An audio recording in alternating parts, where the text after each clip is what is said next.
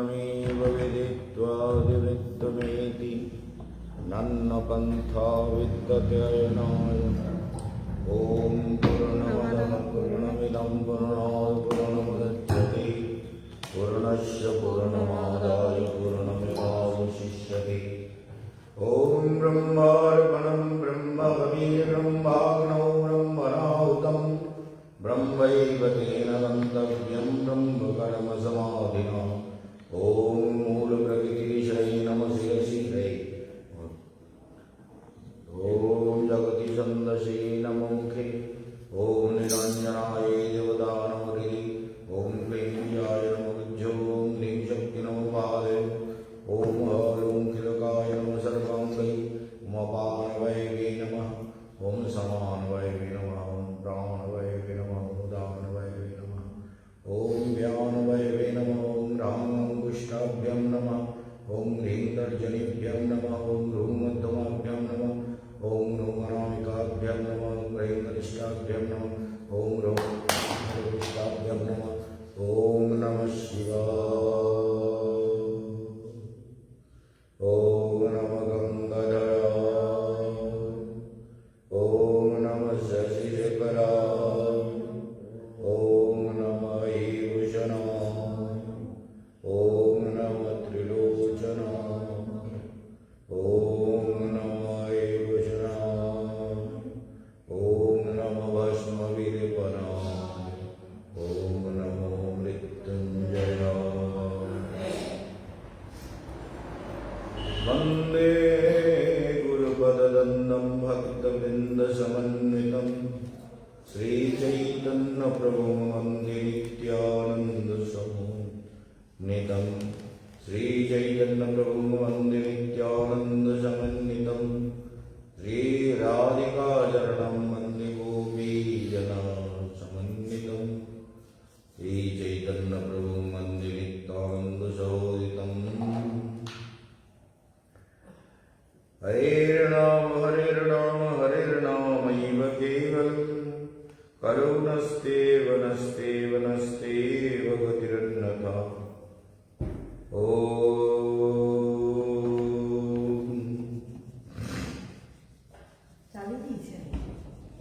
सर्वाग्रे गुरुपाद पद्मे प्रणाम निवेदन करे तार अनंत आशीर्वाद प्रार्थना कরি। সমস্ত দূর দূরান্তের ভক্তবৃন্দ যারা ফেসবুকে ইউটিউবে আমার কথা শুনে চলেছেন এবং যারা আমাদের আশ্রমে নিত্য ক্লাস করছেন, সমস্ত ভক্তবৃন্দ, মাতৃশক্তি বিদ্যান সমাজ ভক্তমণ্ডলীকে আমার হার্দিক অভিবাদন নিবেদন করি। আমরা গীতার একটা বিশেষ শ্লোক নিয়ে বেশ কয়েকটা ক্লাসে আলোচনা চলছে যে कामैस्तैस्तैरहित ज्ञाना प्रपद्यन्त्यन्न देवता तं तं नियमस्थाय प्रकृत्या नियताशया। তাহলে সমস্ত সমস্যার কারণ, দুঃখের কারণ, ভগবানের পথে এগোবার বাধা, সমস্ত ভোগ প্রবৃত্তি, সমস্ত বিষয় তৃষ্ণা, সমস্ত মায়া মোহ, সব কিছুর জন্য জীবের দুঃখের কারণই হলো কাম, এই বীজ। এই জন্য বলছেন যে দেখো, যদি ভগবানের কথা শ্রবণ মনন চিন্তন ঠিক মতো করা হয়, ভাগবতে রাস পঞ্চাধ্যায় বর্ণনের সময় বলছেন যে এই যে অন্তরে স্থিত কামনা, এটা যাওয়ার উপায় হচ্ছে ভগবানের অমৃত চরিতাবলীকে শ্রবণ করা। কিন্তু এই শ্রবণের মধ্যে আবার প্রচুর সাবধানতা অবলম্বন করতে হয়। সেই সাবধানতা না থাকলে জীব সাধনার পথে এগোতে পারে না। তা না হলে নানান রকম বিষয় তৃষ্ণা, কাম তাকে নানানভাবে সঞ্চালিত করে, কাম তাকে নানানভাবে বিচলিত করে, নানানভাবে বিষয়ের সঙ্গে জুড়ে দেয়, বিষয়মুখী করে দেয়। হৃদয়স্থ কাম, এই কাম একরকমের না। পুত্র কামনা, অর্থ কামনা, শত্রুর কামনা, শত্রু ধ্বংস করার কামনা, বিদ্বেষ, হিংসা, কপট। যার যত সাধনা গভীর হবে তার মন তত সরল, সহজ, সুন্দর, মনোরম হবে এবং সে তত এইসব ঘটে যাওয়া ঘটনাবলী, যেমন আমাদের এই ছেলেটি আসছে আকাশ হিন্দুস্তানি ছেলে, তো তার মধ্যে এই নেগেটিভ চিন্তাগুলো প্রচুর পরিমাণে কাজ করছে। তার মূল কারণ হচ্ছে তার কালসর্প দোষের এফেক্ট এবং কিছু গ্রহ কম্বিনেশন এমন হয়ে আছে। এই জন্য আপনাদের মনে রাখতে হবে যে জ্যোতিষচক্র আমাদের জীবনে এক ভয়ঙ্কর ভূমিকা নিয়ে আছে। এই জন্য বেদের 6টা বিদ্যার মধ্যে একটা বিদ্যা হচ্ছে জ্যোতিষমতি প্রজ্ঞা। জ্যোতিষ, এই বারবার এই কথাটা বলতেন আমাদের মহেশযোগী, যে জ্যোতিষমতি প্রজ্ঞা, মানে জ্যোতি মানে প্রকাশ, মানে প্রকাশ আলোকযুক্ত। হিন্দিতে প্রকাশ বলে, বাংলায় আমরা আলো বলি, যে আলোকিত জ্ঞান। এই ভেতরটা যে যত আলোকিত করতে পারবে সে তত সৌভাগ্যবান। যে তত আলোকিত হবে কি করে? মানে সাধনার দ্বারা। বিকল্প রাস্তা তো নেই, ভেতরে আলো জ্বালাতেই হবে। জ্ঞানের আলো জ্বলিবে এবার, খুলিবে নয়ন চাহনি। তাহলে জ্ঞানের আলো, এই আলো জ্বালাবার জন্য নিরন্তর যত্ন। যারা যত্ন করবে তারা ততটাই এগিয়ে যাবে। আর যে যত এই ছোট ছোট কামনা বাসনা, ছোট ছোট কথাকে মনে লাগিয়ে আমারে এই বলেছে ওই বলেছে, আমাদের গোড়া চাঁদ আরতি আর বলে আমার এইরকম কেন বললো, এই ছোট ছোট কথা কোনো দরকার নেই, আননেসেসারি, পাগলের মতন একটা কিছু বললো, এই বলে কি হলো, একটা কিছু ডিস্টার্ব হলো মনটাকে। তবে হ্যাঁ, আনন্দে থাকো, আনন্দ করো, আনন্দেই জীবন, আনন্দের জন্য এসেছ। কিন্তু সমস্ত জগতের ক্ষুদ্র কথাগুলোকে জীবন থেকে চলে যাওয়ার জন্য তপস্যা করতে হবে। আমরা যদি মনে করি যে আমি এগুলো ভুলে যাব, কেউ যদি মনে করে আমি এটা ভুলে যাব, একই স্বস্বভাবাৎ, ভগবান গীতায় বলছেন যে যার যে স্বভাব, এই স্বভাব কিন্তু সহজে বদলাবে না। তপস্যা ছাড়া কিছুতেই বদলাবে না। তপস্যা ব্যতীত এই স্বভাবের পরিবর্তন কিছুতেই হবে না। এই স্বভাবকে বদলাতে হবে। স্বভাব বদলালেই জীবন সুন্দর হয়ে যাবে। তাহলে স্বভাবকে বদলাবার জন্য প্রচুর পরিমাণে আন্তরিক চেষ্টা আমাদের জীবনে একান্ত রূপে দরকার। তার জন্যই এত কথা, এত সব বিচার তুলে আনা হচ্ছে। এই জন্য ভগবান এখান থেকে এমন কতগুলো শ্লোক বলেছেন যে শ্লোকগুলো মানুষের জীবনে প্রতিনিয়ত ঘটে চলেছে। তো এই যে মানুষের জীবনে প্রতিনিয়ত ঘটে যাওয়া ঘটনাবলী, সেই ঘটনাবলীর মধ্য দিয়ে তাকে जो भी जीवन में घटित हो रहा है उन घटनाओं को हम जबरदस्ती निकाल नहीं सकते। निकालने पे तो डॉक्टर के पास जाते कि ये जगह हमारा खराब हो गया, इसको काट के ऑपरेशन करके निकाल दो, ऐसा नहीं है। यह हमारे चेतनाओं में विस्तृत है। ये सारे रक्त कणिकार मध्य, समस्त चेतनार मध्य, हृदयेर मध्य, बुद्धिर मध्य बुद्धिगत काम, बुद्धिगत काम মানে যত রকমের শত্রু ভাব, এই মিত্র ভাব, মিত্র কামনা, যা আমার বন্ধু, আমার সখা, আমার এই আপন, আমার নিজজন, ये मेरा अपना है, इनको ये दुख हुआ, ये बहुत परेशानी की बात है, हम दुखी हो रहे हैं। तो ये जो निरंतर जीवेर चेतनार मध्य काम निरंतर नानान रूपे काम करছে, काम नानान रूपे काज करे चलेছে, नानान प्रकार से काम करता हुआ ये काम का स्रोत, कामनाओं का स्रोत जीवन में चलता रह रहा है। इसे बंद करना किसी के बस में नहीं है। केवल तपस्या की शक्ति जब जगेगी, तपस्या की शक्ति जब जगेगी तो अपने आप ये कम होता जाएगा। जैसे घर के अंदर जितना प्रकाश, जैसे हम लोग यहाँ ये हाई पावर लाइट जलाते, तो जितना जले, जितना प्रकाश फैल रहा है उतना लाइट है, लाइट कम होगा तो प्रकाश भी कम हो जाएगा, और लाइट ज्यादा होगा तो प्रकाश भी ज्यादा बढ़ेगा। इसी प्रकार साधना जीव जितना करेगा বুঝতে পারছো? সাধনা যে যত বেশি করবে, जो जितना ज्यादा मन को भगवान में लगाने के लिए अनेक प्रकार के कौशल का अवलंबन करेगा, नाना प्रकार की कुशलता, कुशल बुद्धि का प्रयोग करेगा। मैंने स्पाइनल कॉर्ड सीधा करके मुझे ये मंत्र जप करना है, गुरु जी ने कहा ऐसा करके देखे, कुछ देर पर हम अपने पेट को ऊपर की तरफ खींच के शांत हो जाए। ओम नमो भगवते वासुदेवाय। शांत भाव से जितना अंदर के प्रकाश को हम फैलाएंगे उतने ही ये सारे दुश्मन निकल जाएंगे, है ना। प्रकाश फैलेगा तो दुश्मन निकलेगा, चला जाएगा। यह हमारा जीवन है। আমাদের জীবনটাই এমন, যত আলো ভিতরে জ্বলবে তত এই অন্ধকারময় কামনা, কাম অন্ধকার, কাময়ন্ধতম প্রেম নির্মল ভাস্কর। কাম অন্ধতম, কাম অন্ধতম, তম মানে অন্ধকার, अंधेरा, तमगुण, तृष्णाएं, कामयंधतम प्रेम निर्मल भास्कर। भास्कर सूर्य का एक नाम है ना। प्रेम क्या है? बोले निर्मल भास्कर। जैसे आसमान में अगर निर्मल सूर्य उदित हो जाए, आज से ठंडा तो कल शाम से बढ़ने लगी, बहुत ज्यादा ठंडा बढ़ रही है, इसलिए तुमको भी चादर डाला था ना, चादर नहीं ले आए। चादर लगाने से थोड़ा अच्छा लगता है, ठंडी में सुविधा होता है। तो इसलिए काम अंधतम, ये अंधेरा है, और प्रेम निर्मल सूर्य है। सूर्य अगर निर्मल सूर्य कब होता है? जब आसमान में अंधेरा ना हो, कोहरा ना हो, आसमान में कोई बादल ना हो, सब जब छट जाता है तो सूर्य नारायण का दिव्य प्रकाश हमारे पास आ जाता है, हमको अच्छा लगता है ना। गर्मी में तो उतना अच्छा नहीं लगता है।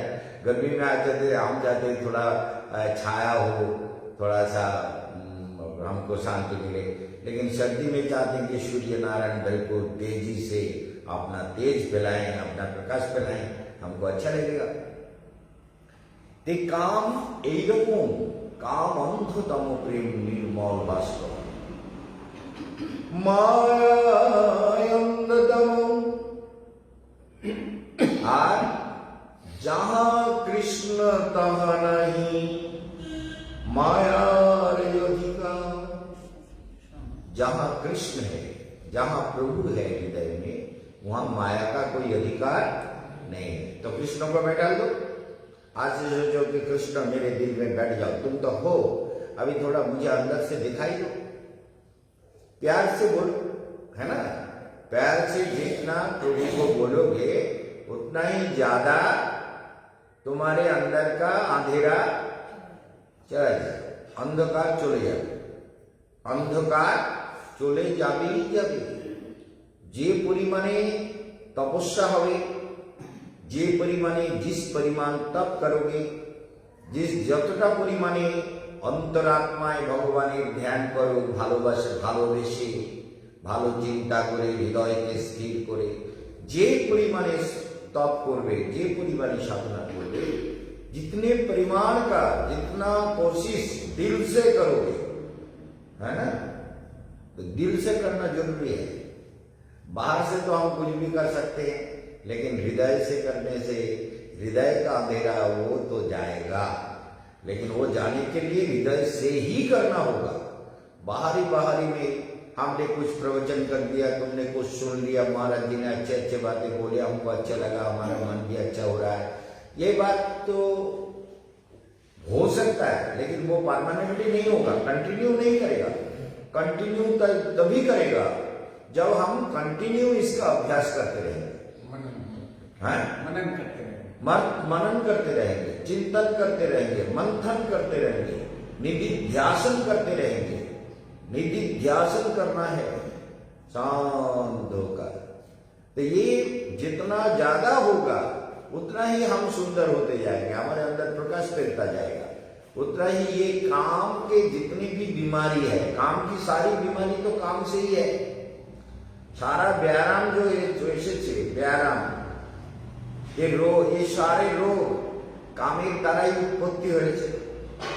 সমস্ত রোগ সংসারে जन्म হয়েছে काम থেকে। सृष्टि का उत्पत्ति हुआ कामेन प्रसूतम जगत। काम ही जगत का प्रसूति है, का जगत को जन्म देने वाला काम है। क्योंकि भगवान के अंदर ये काम का उत्पन्न हुआ तभी तो सृष्टि प्रारंभ हुआ। और भगवान में ये इच्छा नहीं होती कि एक हम बहुत श्याम। एक बार उन्होंने अपने को देखा, अरे सोहम अस्मिति व्याहरत, जो अपने को देखा নিজেকে যখন ভগবান দেখলেন তখন বলছে, আরে আমি তো বিরাট ব্যাপার, আমি এতদিন ঘুমিয়েছিলাম না, এবার একটু যাই। জেগে ভগবান थोड़ा सा जग जेके बोले सोहम मैं ही परम तत्व हूं, अस्मिति व्याहरत, अब मैं अपना विस्तार करूंगा। देखो इच्छा हुई, इच्छा माने ही काम।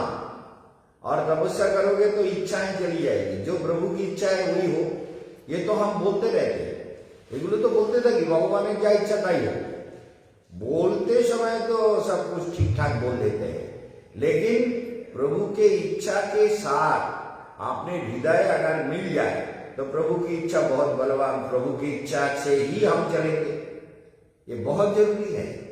तो इसलिए कुछ 1999-2000 में थोड़ा ध्यान किए थे। तो एक आदमी आया, जूता जो है वुडलैंड का होना चाहिए। हम कह रहे साधारण से भी काम चल जाएगा जूते का। बोले अरे आदमी की इच्छा तो बहुत होती है, तो आपकी भी इच्छा है। हम कहे कि अरे हमें राष्ट्रपति बना दो ना, तो भी हम चाहेंगे। सच बात है, पढ़ने चाहिए, सच बात है। राष्ट्रपति बनने पर भी उनमें भी कामनाएं हैं। अभी राष्ट्रपति चुनाव होने वाला है 2022 में, अक्टूबर नवंबर के समय। तो राष्ट्रपति चुनाव, जो राष्ट्रपति अभी बने हुए हैं हमारा, वो भी सोच रहा है कि मैं दोबारा राष्ट्रपति बन जाऊं, मैं खड़ा हो जाऊं। और मुझे राष्ट्रपति बनकर भी चैन नहीं है। सोचता है इस चुनाव में मैं हार जाऊंगा तो मेरा पोजीशन क्या होगा। राष्ट्रपति बनने के बाद हार जाएगा तो अपने घर में जाके फिर हमको बैठना पड़ेगा। अब राष्ट्रपति के बाद तो और कोई पद होता नहीं जिस पद के लिए मैं लड़ूं। मंत्री के लिए या एमएलए एमपी के लिए लड़ भी नहीं सकता, समझ गए ना। राष्ट्रपति तो सर्वश्रेष्ठ पद है, उसके पद पे उसके अंदर ये परेशानी है कि मेरा राष्ट्रपति पद चला जाएगा तो मैं घर में जाके क्या करूंगा। ये भी कामना है। तो इसलिए भगवान के अंदर यही कामना हुई, तभी तो काम ही जगते प्रसूति, जगत के प्रसव करेছে কে? काम। ताले काम ये दुनिया का प्रसूति है। भगवान ने ही हुआ सोहम अस्मिति व्याहरत ततः पतिश्च पत्नीश्च व्यवदाम। ततः पति और पत्नी नारी और पुरुष के रूप में प्रकट हो गए, क्योंकि संसार के चालाবার জন্য নারী পুরুষের দরকার। মায়াকে এমন কায়দায় বেঁধেছে, এই পুরুষের মন নারীতে আকৃষ্ট হয়, নারীর মন পুরুষে আকৃষ্ট হয়। এই সৃষ্টির এক स्वतःसिद्ध नियम है ना, समझ गए। नारी का मन पुरुष के प्रति आकृष्ट होता है और पुरुष का मन नारी के प्रति आकृष्ट होता है, और उसी में सारा दुनिया फंसा हुआ है। अरबों खरबों लोग, जो हमारे 600-700 करोड़ लोग दुनिया में है, सब इसी में फंसा हुआ है। अरे इनकी बात तो छोड़ो, जितने मक्खी है, कीड़े मकोड़े हैं, चींटी हैं, और शेर है, सिंह है, हिरण है, जो भी प्राणी है, वो सब एक नेगेटिव जो जेंडर है उसके प्रति आकर्षित है। समझ गए ना? क्या समझे आकाश? तो इसीलिए काम के लिए इतना सब व्याख्या किया जा रहा है। वेदांत भी यही कहता है कि सोहम अस्मिति व्याहरत। तभी भगवान ने क्या किया, तमन भगवान की बोलें ततः पतिश्च पत्नीश्च व्यवधान। पति एवं पत्नी, नारी एवं पुरुष रूपे निजे के डिवाइडेड कर दिया, निजे अपने को डिवाइडेड कर दिया नारी और पुरुष के रूप में, क्योंकि सृष्टि को चलना है। आप भगवान सृष्टि करके भगवान भी पछता रहे होंगे, बोले ये क्या हुआ भाई, ये तो हमारा भजन भूलता जा रहा है, ये भजन नहीं कर रहा है। ये नारी पुरुष मिलकर सपत्नी धर्म आचरे। मनु संहिता में भगवान मनु ने कहा कि पति पत्नी दोनों मिलकर के धर्म का आचरण करो। इसीलिए तुम्हारे पति पत्नी विवाह जो बंधन है, इसको मनु संहिता से जो विचार आया उसमें कहा है कि सपत्नी धर्म आचरे।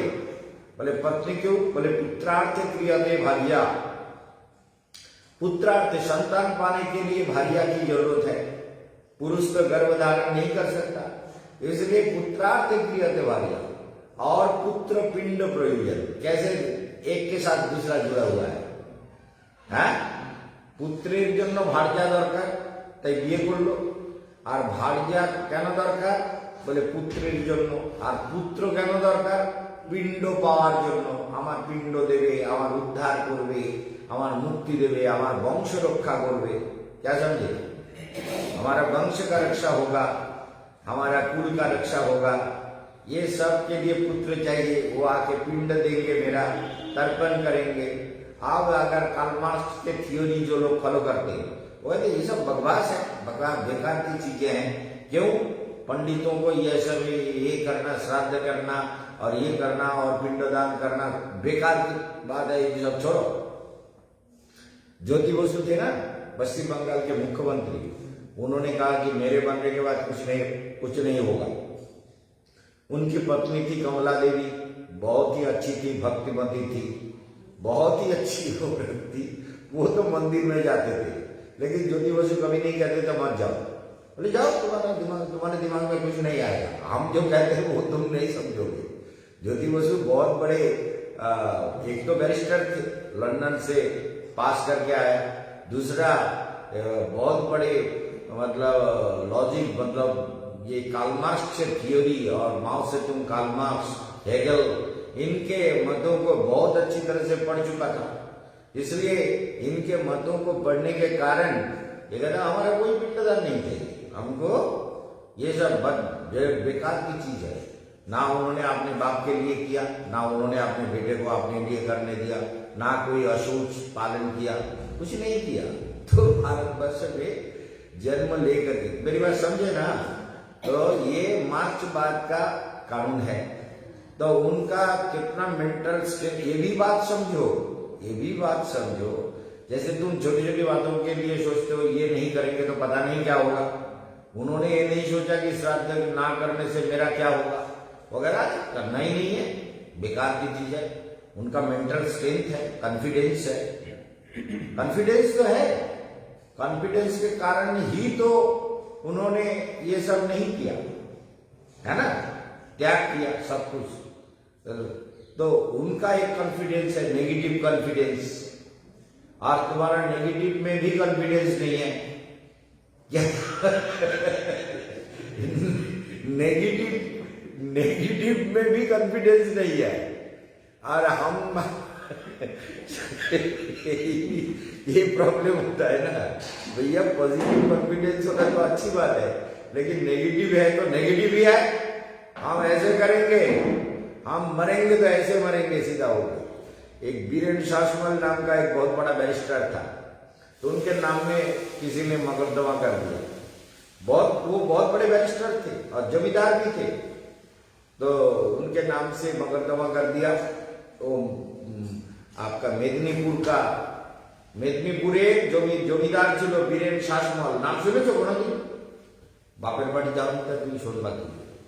এখন বাপের কাছে এসেছে, এখন শোনো। আর বীরেন শাসমল এখন সে কি করছে, সে कोर्ट का टाइम होता है 11 बजे का, 11 बजे पहुंचना था, नोटिस भी गया हुआ था। तो उनके नाम से मुकदमा किया कि इन्होंने हमारे घर में डकैती डलवाया, हमारा ये नुकसान करवाया। ये सब उन्हीं के नाम से बहुत कुछ मुकदमा डाला। पहले तो लोगों का इतना ज्ञान नहीं था ना, तो मुकदमा ऐसे वकील को कह करके उन्होंने कोर्ट में मुकदमा कर दिया। तो बीरेन शासमल जानता है कोर्ट का टाइम, सब कुछ जानता है, लेकिन वो कोर्ट में पहुंचा 2 बजे। तो वही केट एक स्पेशल कोर्ट बैठा के बीरेन शासमल का विचार हो रहा था। तो जज साहब बोले, अरे आप इतने बड़े बैरिस्टर हैं, इतने बड़े वकील है, इतने बड़े जमींदार है, आपका कोई ज्ञान नहीं है। और 11 बजे कोर्ट का टाइम, आप 2 बजे तक 3 घंटा कोर्ट का टाइम आपने खराब कर दिया। 3 घंटा कोर्टेर समय खराब कर दिए। तो बीरेन शासमान बोल रहा है सर एक बहुत भयंकर बात हो गया, जिसलिए मेरा आने में देर हो गया। बहुत भयंकर ব্যাপার ঘটে গেছে একটা, বুঝতে পেরেছো? কি হয়েছে? भयंकर एक घटना। तो भयंकर घटना ये बिल्कुल हिंदी नहीं समझती, गांव की है ना, बहुत तो बहुत एक भयंकर घटना घटेছে স্যার, সেই জন্য আমি আসতে পারি। কি হয়েছে বলে একটা পুকুরে মানে বহু কুইন্টাল কুইন্টাল মাছ ছিল। তা ওই একজন লোক ছাড় ওই পুকুরটাকে পুরো নিচের থেকে কেটে জল শুদ্ধ মাছ শুদ্ধ মাথায় করে নিয়ে চলে যাচ্ছে। জল মাছ সব শুদ্ধ নিয়ে সে চলে যাচ্ছে। আমি স্যার ওই দেখে समझ में पानी के साथ मछली को तालाब नीचे से मिट्टी मिट्टी सब काट के वो तालाब को अपने सिर पर उठा के ले जा रहा था। জল শুদ্ধ মাছ শুদ্ধ সব নিয়ে পালাচ্ছে স্যার। সেই দেখে আমি অবাক হয়ে দাঁড়িয়ে গেলাম। अबाक होकर के मैं वहां खड़ा होकर देखने लगा, ये कैसे हो रहा है, कैसे संभव है, ये सब मैं देख रहा था। देखते देखते साथ मैंने देखा कि वो लेके जा रहा है, तो जा रहा है, चला गया, आराम में घर में ले गया। तो इसीलिए मैंने कहा मेरा तो टाइम हो गया कोर्ट का, वहां देर हो गया था। और मैं फिर भाग भाग के आया। क्या बोलता है कोटे कोटे दाड़िए की सब उल्टो पागल है कैसे लगे? तुम पागल हो गए? क्या बोल रहे हो बैरिस्टर होकर के, ऐसा कभी होता है? बोले सर आप मेरे नाम से जो मकदमा चल रहा है आप विचार कीजिए, मैं जमींदार हूँ, बीरेन ससमल हूँ, मैं अकेला किसी के घर में कैसे डकैती डाल सकता है? मैं डकैती का प्रैक्टिस किया सर। अगर वो पानी में पानी और मछली को एक साथ सिर में उठा के नहीं ले जा सकता तो मैं कैसे डकैती डाल सकता हूँ? मेरे साथ कोई डकैती और भी होगा, वो शामिल होगा, वो सब तो इसमें है नहीं कुछ। बोलिए सर ये कैसे संभव? ये अगर संभव नहीं है तो ये कैसे संभव है? तो जज बिल्कुल चुप हो गया, केस हुआ ही खत्म हो गया। तो समझ गए बात को? तो वो बीरेन शासमान इतना विमान था, उसने कहा देखो जब मैं मरूं तो मुझे लेटा के जलाना नहीं है, मुझे लेटा जैसे चीता पर लेटा दिया जाता है, आग लगा दिया जाता है। वो कहते हैं देखो मेरा चीता जो जलेगा ना, मुझे खड़ा करके चीता जलाना। मुझे मैं कभी सिर नीचा नहीं किया जिंदगी में, कभी नहीं। আমি মাথা কখনো নিচে করিনি, বুঝেছো? বিরোধী শাসমল বলতে, বুঝতে পেরেছো? তোমার বাপের বাড়ির পাশের বাড়ি জিজ্ঞেস করে দেবো। এখন ওই শাসমল সে বলতে যে আমাকে দাঁড় করিয়ে দেওয়া, দিয়ে চারিদিকে কাঠ লাগিয়ে আগুন লাগিয়ে দেওয়া। আমি মাথা এরকম শুয়ে মরবো না। মাথা উঁচু করেই মরবো আর মাথা উঁচু করে পড়াবা। আমাকে उनको जलाते समय ऐसा ही किया, एकदम खड़ा करके उनके इच्छा के अनुसार खड़ा करके आग लगा दिया। समझ गए? तो कैसे कैसे लोग दुनिया में होते हैं, ये भी है। समझ गए? ये भी एक कॉन्फिडेंस है, कॉन्फिडेंस है। अब तुम सोचोगे अरे ये हमारे लिए केस कर दिया, पता नहीं क्या होगा, जहाँ पता नहीं जज क्या बोलेंगे, वकील क्या बोलेंगे, कैसे जवाब। ऐसे नेगेटिव सोचने लगोगे तो कुछ नहीं कर पाओगे। वो वहां जाके खड़ा हो गया, ही बोला तो सब कुछ हो गया। हमारा भी एक मुकदमा मथुरा में चल रहा था। मैंने कहा सर मुकदमा मेरे नाम से कई मुकदमा किया। हम नंदगांव में जो हमारा इंटर कॉलेज है ना, उसका प्रेसिडेंट था। तो उसमें क्या हुआ, कोई नहीं जा रहा था, उसमें मेरे नाम से केस किया, क्योंकि हड़ताल मैंने भंग कराया था। कलमबंद हड़ताल कर दिए सारे टीचरों ने, उनको जाके मैंने पैसा दिया, पैसा देके हड़ताल को खत्म कराया। तो मेरे नाम से उन्होंने जाट लोगों ने, ब्राह्मण का कमिटी था, जाट लोगों ने मेरे नाम से 8 केस फाइल किया।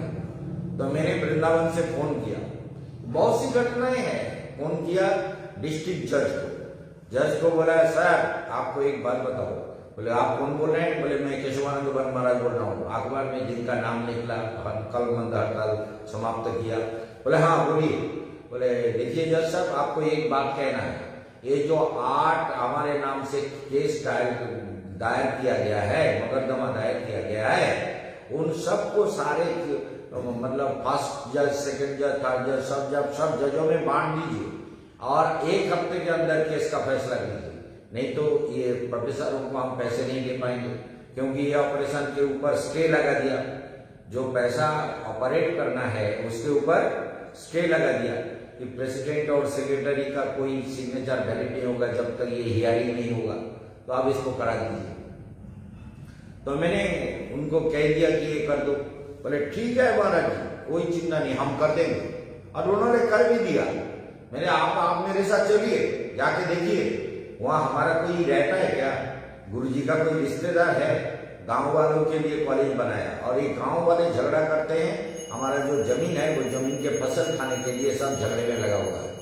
तो ये झगड़ा करने वाले लोग हैं, तो हम लोग तो उनके लिए सोचते हैं, वो अपने लिए और वो अपना स्वार्थ के लिए सोचते हैं। आप इस बात को पता लगाइए, आपको देखना भी जरूरी है। ये साधारण केस नहीं है, लोगों के हित जुड़ा हुआ है। तो जज बहुत खुश हुआ। अब हमारे वहां जो हमारा प्रेसिडेंट महाराज था, मैं आश्रम का प्रेसिडेंट नहीं था, बोला हाँ जज को फोन किया, ऐसे ऐसे जज को ऑर्डर कर रहा है महाराज जी। वो डर गया। अरे सर जो डर गया सो मर गया, तुम मरो, हम जो करना है वो हम करेंगे। समझ गए ना? उनका नाम था ऋषिकानंद महाराज, वो प्रिंसिपल थे। लेकिन हमारा जिंदगी का नियम कुछ और है, मेरा कॉन्फिडेंस कुछ और लेवल का है जन्म से। समझ गए ना? मैं किसी को परवाह नहीं करता। एक मुकदमा और हुआ, मैं कोर्ट में उसमें तो गया ही नहीं। मेरा जो सेक्रेटरी को भेजा और सारा मुकदमा अपने आप खारिज हो गया। समझ गए ना? एक बार मैं कोर्ट में गया, एक बार जाके बोला ये करना है, तो वो केस में जीत गया और सरकार से 3,56,000 रुपया सरकार से हर्जाना ले लिया। सरकार से हर्जाना तो ये आदमी का कॉन्फिडेंस होना चाहिए। क्या समझे तुम? जीवन में कॉन्फिडेंस होना बहुत जरूरी है। बहुत घटना, मेरे जीवन की कहानी सुनोगे तो आश्चर्य हो जाओगे कि महाराज जी ये कैसे कैसे होते हैं, कैसे कैसे करते हैं, कैसे कैसे संभव होता है। इतने के बावजूद ध्यान योग में भी इतना ऊंचा, इतना होने के बाद भी ध्यान योग में इतना ऊंचा देखिए ये काम का अंग है। ये काम जो करना है संसार में, ये योग साधना के साथ ही जाते हैं, तभी तो कॉन्फिडेंस है। अगर योग को छोड़ के जाते तो इतना कॉन्फिडेंस कहां से आता। एक हावड़ा में हमारा एक भक्त का मुकदमा चल रहा था, तो मुझे इनवाइट किया। वो कह रहा है कि मैं गुरुजी के आश्रम में रहता हूँ। उसके पत्नी ने मुकदमा किया, मैं वहां गया तो मुझे कहा महाराज जी बोलिए। तो हम बोलने लगे, तो एक 12-13 वकील का एक ग्रुप, एक हेड ग्रुप है और उनके जूनियर वकील 12-13, एक लड़की भी, औरत भी साथ में, वकील, वो भी वकील, वो सब साथ में था। मैं जब बोल रहा था वो हंस रहे थे और मैं इतना उनको बोला कि तुमको शर्म नहीं आता, हंस रहे हो कोर्ट के अंदर, कोर्ट का हंस क्यों रहे हो, लज्जा नहीं है, वकील हो, बात सुनो। बोले ये तो आपका सिखाया हुआ बात है, आपको किसी ने सिखा दिया। हमको कह रहे, अरे देखो तुमको जिंदगी भर मैं पढ़ा सकता हूँ, तुम वकील हो, मैं जिंदगी भर एकदम जज के सामने काठगोड़ा में खड़े होकर बोल रहा हूँ, तुम वकील हो, तुमको जिंदगी भर मुझसे पढ़ना होगा तभी तुम वकीलात। बोले साहब ये तो कोर्ट का अपमान कर रहा है। वकील कह रहा है ये तो ये महाराज जी देखिए कोर्ट का अपमान कर रहे हैं, ये महाराज जी कोर्ट का अपमान कर रहे हैं। कोर्ट का अपमान हम कर रहे हैं या तुम कर रहे हो? हम जो कह रहे हैं हंस क्यों रहे हो? तो बोला शर्म नहीं आती, दांत क्यों? ये लड़की, ये जो औरत है ये भी बहुत हंस रही है, ये औरत को लज्जा नहीं है, लज्जा नहीं आती, ये औरत को लज्जा नहीं आती। यहाँ बोले देखिए सर क्या क्या बात बोल रहा है।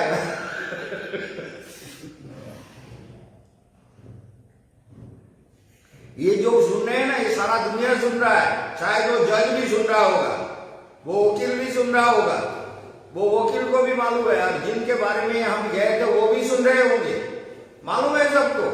मैं झूठ बढ़ा के नहीं बोल रहा। मैंने जज साहब ने कहा महाराज जी थोड़ा धीरे बोलिए, महाराज जी थोड़ा धीरे बोलिए, महाराज जी। और कोर्ट में किसी की बात सुनाई नहीं दे रहा। मैं जब बोलता हूं ना तो किसी का आवाज वहां गूंजने नहीं दे रहा। चुप जा, साहब देखिए आपके सामने हमको किस तरह से धमक दे रहे हैं, किस तरह से धमका रहे हैं, और आप कुछ नहीं बोले। महाराज जी थोड़ा धीरे बोले। तो इस तरह से मैंने जीवन में जो भी कुछ किया आपने तपस्या के बल पर, जो ना होना है वही करके दिखा दिया, जो नहीं होना है वो होके रहता है। मैंने कहा था मेरे डायरी में ऐसा कुछ लिखा नहीं है कि ये नहीं होगा, हमारे डायरी में लिखा हुआ ये होगा, होके रहेगा। क्या समझे आकाश? समझ गया? বুঝতে পারছো? আমার ডায়েরিতে লেখা আছে যা বলছি তা হবে, হতেই হবে, হতেই হবে, মানে होना होगा, होतेई होगा माने होना होगा, जो मैं कह रहा हूं वही होना होगा। ऐसे असंख्य घटनाएं हैं, असंख्य। तो अगर कहानी बोलने लगो तो 2-4 दिन तो इसी में तो केवल तुमको यही कहना है कि जो भी हो उसमें कॉन्फिडेंस हो। भगवान ने सृष्टि किया तो कॉन्फिडेंस के साथ सृष्टि किया, और जो लोग इसमें कमजोर पड़ गया, वो जो डर गया सो मर गया। तो क्यों डरते हो, क्यों कॉन्फिडेंस का अभाव करते? जो भी करता हूं मैं किसी को परवाह नहीं करता। जीवन में ना जाने कैसी घटना हुई, कितने कितने घटना हुई, उसको सुनोगे तो तुम आश्चर्य हो जाओगे। कलकत्ता कॉर्पोरेशन में एक केस था, मैं वहां पहुंचा, लेकिन जिन्होंने मेरे विरुद्ध केस किया वो दोनों भाई बहन हाईकोर्ट का वकील थे, दोनों, और वकीलों के साथ उनका बहुत संपर्क था।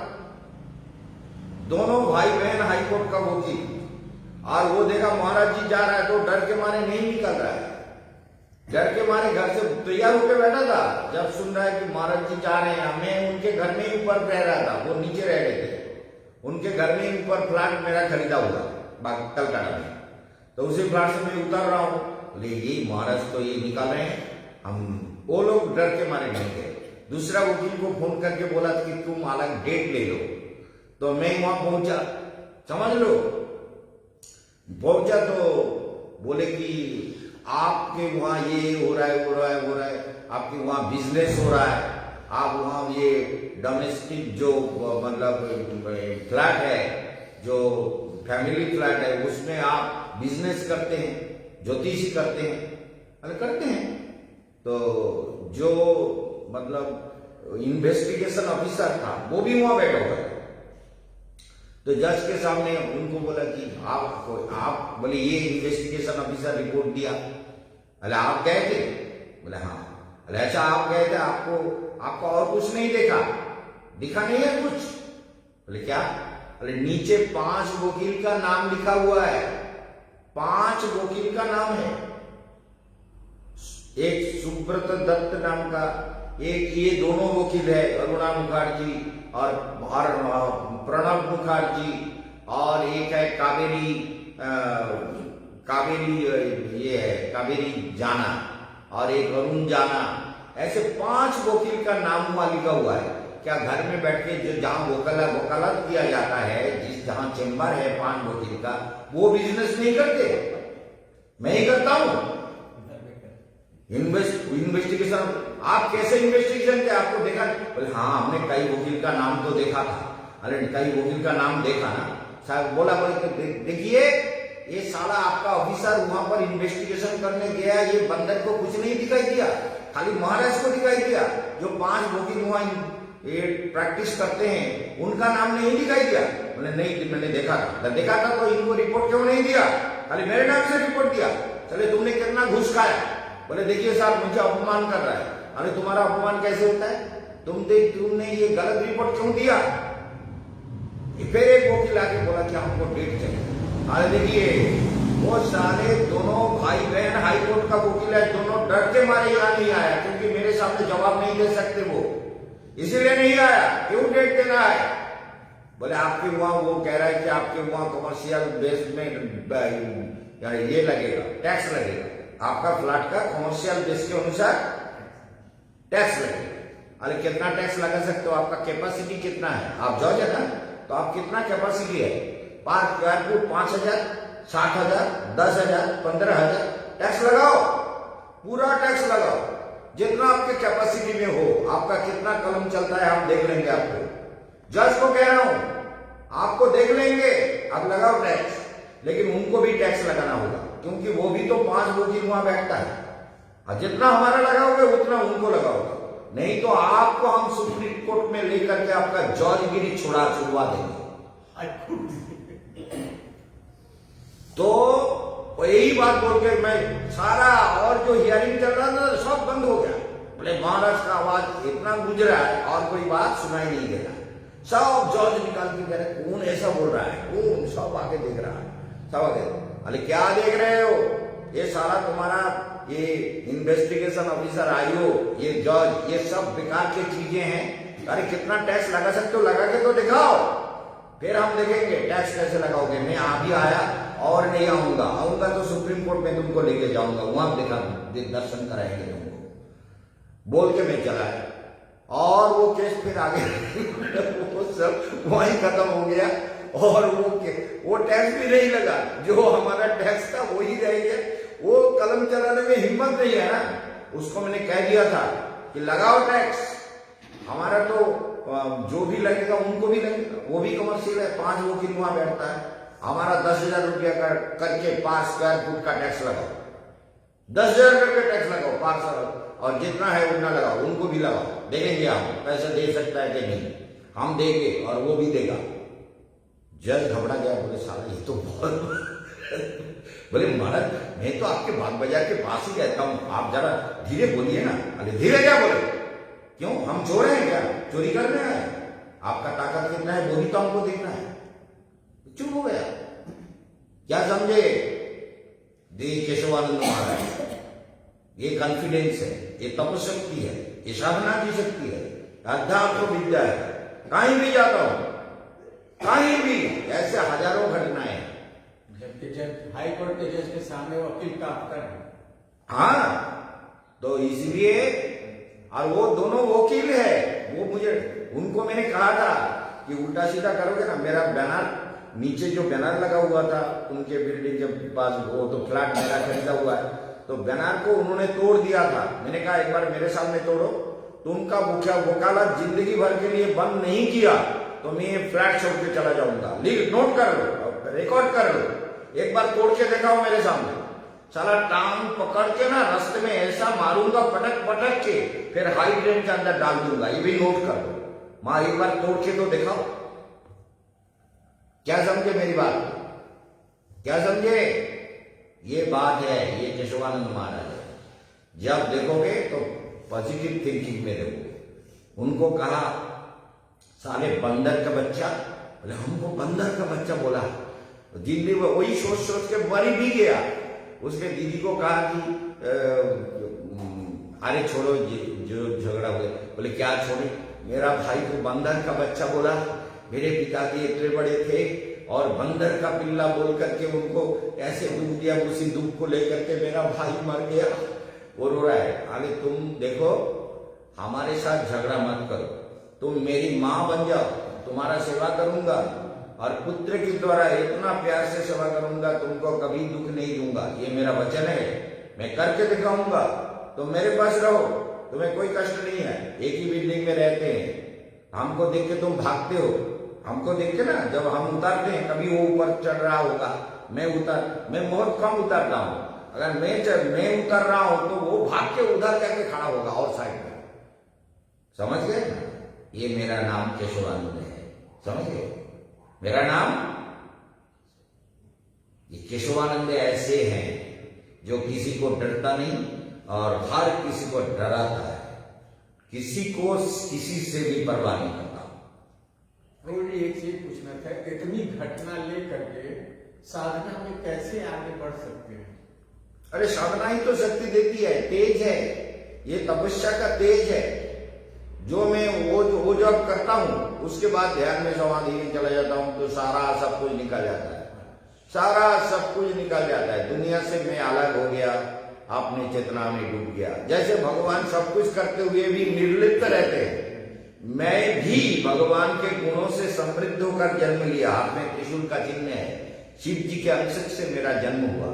इसलिए जो भी कुछ करता हूं शिव जी के तेज के अनुसार, जैसे शिव जी करते हैं ना, मैं ऐसा ही करता हूं। और करने के बाद मैं समाधि में चला जाता हूं, ध्यान समाधि। चलो जो कर लिया कर दिया, जो कर दिया सो कर दिया, क्योंकि उसमें तो हमारा कोई डरने वाली बात ही नहीं है, हम डरते भी नहीं है। वो हमारे विरुद्ध कुछ भी कर सकता है ऐसा मुझे विश्वास भी नहीं है। मैं चाहता हूं चलो मैं सबको डोमिनेट करूंगा, चाहे कोई भी हो।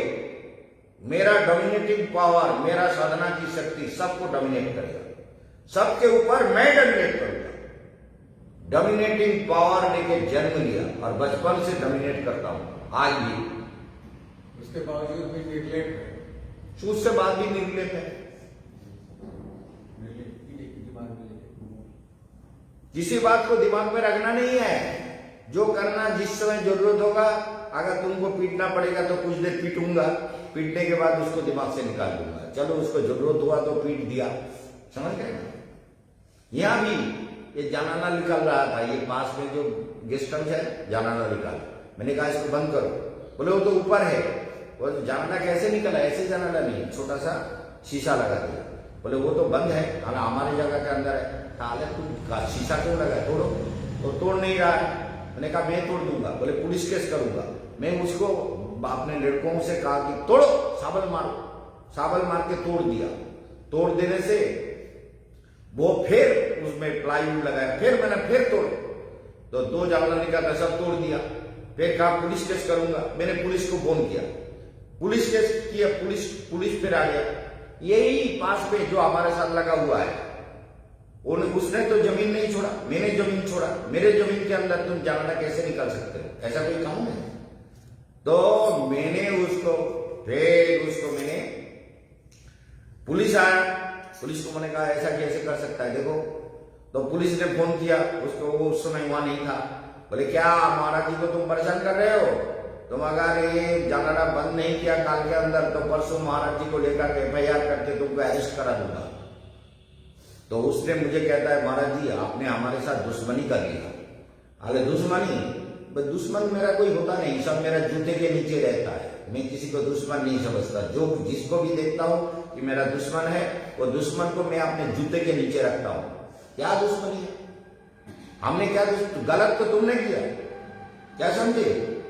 ये वृंदावन में वो जो हमारा गेस्ट हाउस है ना, उसके जानाला के ऊपर किसी ने, पीछे वाला जो मकान है ना, उसने वहां ईंटा चुनाई करके उसने बंद कर दिया।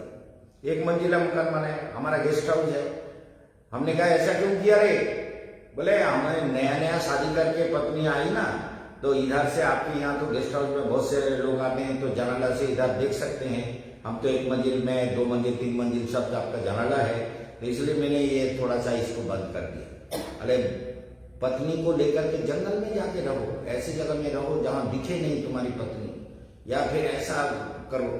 उसको तो बहुत गाली दिया। फिर हमने कहा मारो साबल मारते एकदम नीचे गिरा दिया, छात भी टूटा और नीचे सारे ईंटे जाके एक साथ गिर गए। तो संवादिकों को बुला के लाया, उसका एक मित्र है।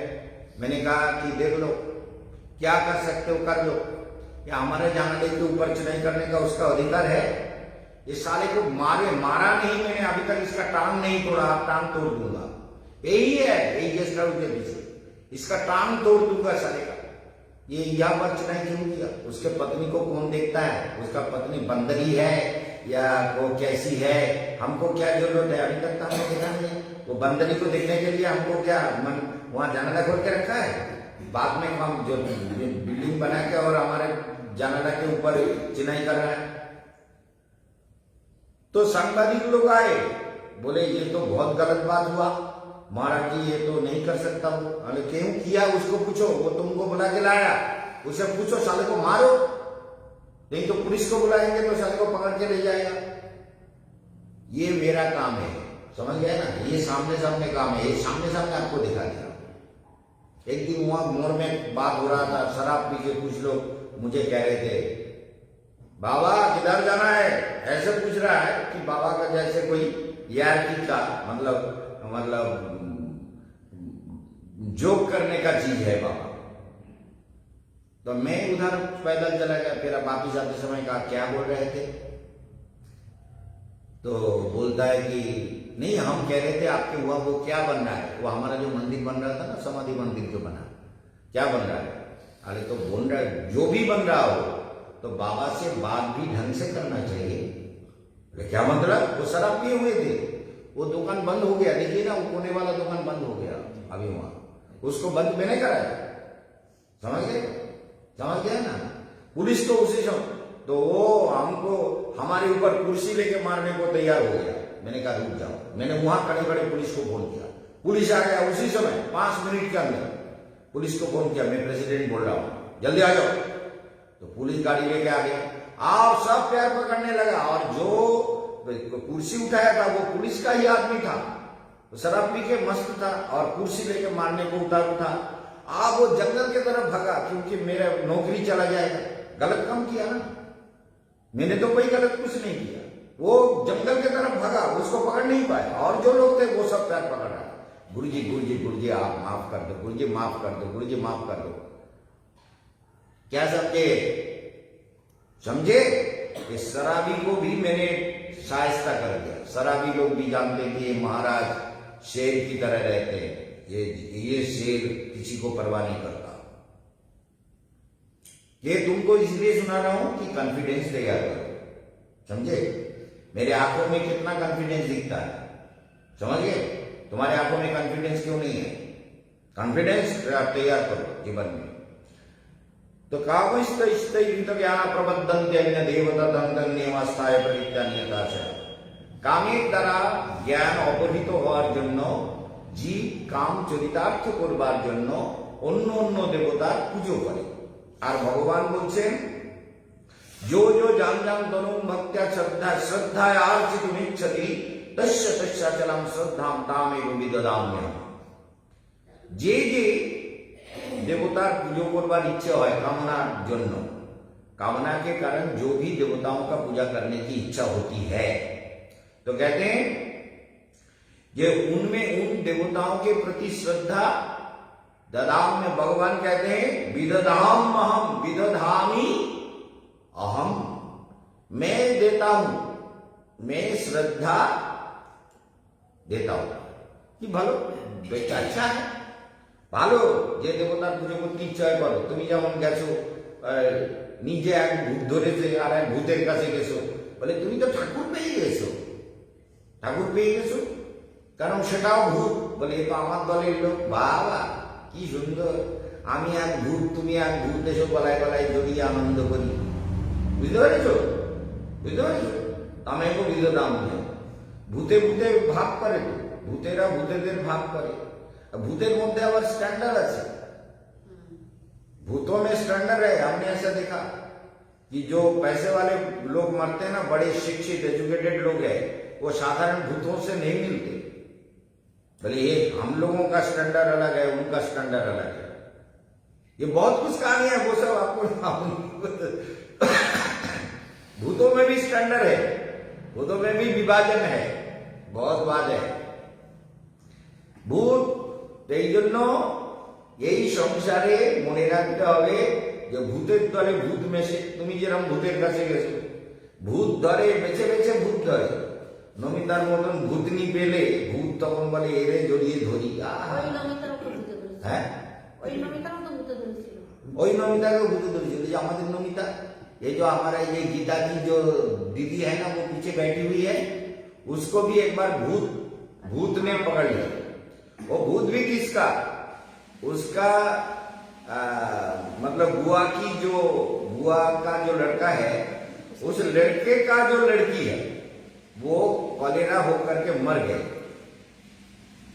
अरे जी, कॉलेरा होकर के मर गई। तो क्या हुआ? कॉलेरा होकर के मर गए। मरने के बाद क्या हुआ? वो लड़की इसको पकड़ लिया। तब इसके जो ताऊ जी है, ये लड़का जो दिख रहा है ना, इसका पोता है, तो इसका 2 लड़का है। तो बड़ा लड़का जो इसका ताऊ, इस लड़के का ताऊ लगता है, तो इसका जो वो ताऊ जी छोटा था, 1 महीने का था, और इसको भूत पकड़ लिया। उसके बांस बागान का वहां पर लाइट पर उस समय बिजली नहीं थी, तो इसको भूत पकड़ लिया। दोपहर के टाइम में इसके माँ खाना वाना बना के, दाल फाल सब्जी बना के रख के उधर चली गई थी, अब आगे आएंगे सब लोग, दोपहर का समय था, भोजन करेंगे।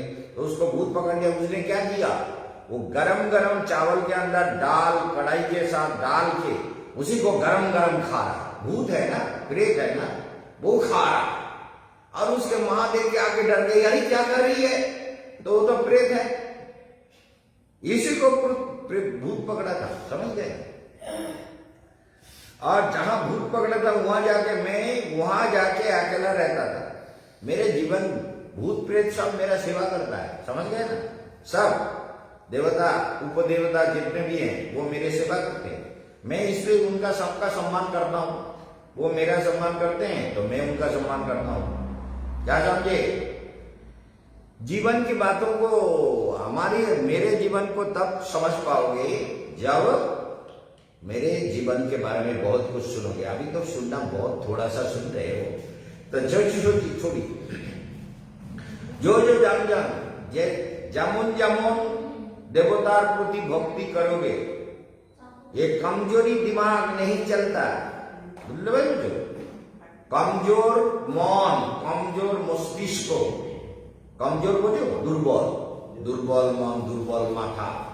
ভূত প্রেতের সঙ্গে এই ভর এই বলেছে, এই মা এই বলেছে, এসব কারা বলে?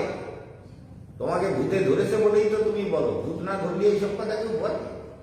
ভূতে ধরে রেখেছে, ভূত এইখানে ভূত যা এখন পালাচ্ছে, আস্তে আস্তে ভূত বলতেছে সত্তার সঙ্গে অনেক দিন ধরে ভূতে ধরেছে। তো যে ভূত রক্তের সঙ্গে মিশে আছে, তোমার রক্তের সঙ্গে, ব্লাডের সঙ্গে, চেতনার সঙ্গে মিশে গেছে। ভূতটা হজম হয়ে গেছে, হজম হয়ে একদম পুরো পার থেকে মাথা পর্যন্ত ভূতনি বানিয়ে দিয়েছে তোমাকে। এই জন্য এই ভূতনিটা আস্তে আস্তে যাচ্ছে। এবার যাবে, গুরুদেবের কাছে এসেছো, ওই ভূত পালাবে, সব পালাবে। ওই যে পড়ে যাও, ঘোরাঘুরি দাও, सब भूतेर पाला। ये प्रेत उपदेवताएं होती है ना। काली माँ के बहुत सारे चामुंडे सत्संगी होते हैं। चामुंडा का मैं साधना करता हूँ ना, चामुंडा, जब मैं शक्ति को खींचता हूँ, सारा दुनिया लगता है कि मेरे हथेली के इस तालू में मैं रख के सब जो समुद्र में बहा सकता हूँ। इतना ताकत आ जाता है अपने अंदर। तो इसलिए मेरे अंदर कॉन्फिडेंस अलग लेवल का है। वो हर साधु में मिलेगा नहीं, किसी के पास नहीं मिलेगा। वो मेरा जीवन है, मेरा तपस्या है, मेरा साधना है, मेरा अध्यात्म विद्या है। जो विद्या दुनिया को डराता है, मैं कभी नहीं डरता। ये बात निश्चित है। तो इसलिए ये भूत प्रेत सब पालाबे। বৈষ্ণবরা অবশ্য বলে, শুনিয়া গোবিন্দ রব আপনি পালাবে সব, সিংহ রবে যেন পরিগণ। বৈষ্ণবরা এগুলো বলে, কিন্তু এখনো করে দেখিনি যে গোবিন্দ রব করলে সব পালায় কিনা। কত বৈষ্ণবদের ভূতে ধরতেছে, গলায় দড়ি দিচ্ছে, কত আত্মহত্যা করতেছে, কত লোককে খুন করতেছে। এদের আবার নাকি গোবিন্দ রব শুনে পালাবে। আর গোবিন্দই আসল ভূত হয়ে গেছে। গোবিন্দ আসলে ভূত হয়ে গেছে। গোবিন্দ ভূত এদের ধরেছে। এদের দিমাগ খারাপ হয়ে গেছে। সাধু হয়ে, বৈষ্ণব হয়ে গোবিন্দ ভূতে ধরেছে। এই জন্য শুনতে খারাপ লাগছে। আমাদের গায়ের থেকে একটু বেশি খারাপ লাগে।